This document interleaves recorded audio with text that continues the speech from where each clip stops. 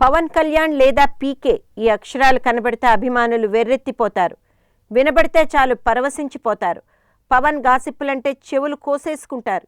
ఒక్క మాటలో చెప్పాలంటే పవన్ కోసం పడి చస్తారు. పవన్ కోసం ఇన్ని చేసిన వీరికి పవన్ కళ్యాణ్ 4వ పెళ్లి వినగానే ఎంతో ఉత్కంఠకు లోనయ్యారు. అదేంటి, మా బాస్ ఇప్పటికే 3 సార్లు అధికారికంగా పెళ్లి చేసుకున్నాడు, మరోసారి మళ్ళీ పెళ్ళా, అది 4వసారా అని చర్చించుకుంటున్నారు.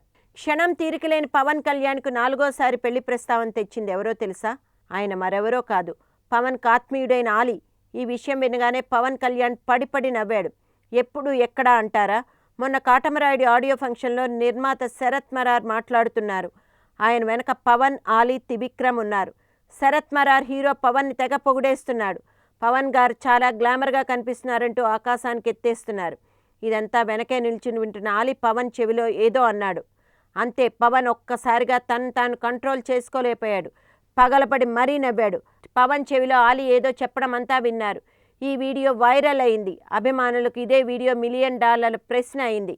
ఇంతకీ పవన్ చెవిలో ఆలీ ఏం చెప్పాడు అన్న చర్చ సోషల్ మీడియాలో జోరుగా సాగింది. అభిమానులు ఇంతటి ఉత్కంఠను చూసి ఆలీ ఉండబట్టలేక అసలు విషయం చెప్పాడు. నిర్మాత పవన్ కళ్యాణ్ గ్లామర్గా ఉన్నాడంటూ తెగ పొగుడుతుండడంతో కొంపదీసి పెళ్లి సంబంధం ఏమైనా తీసుకొచ్చారని పవన్తో అన్నానని వెల్లడించారు.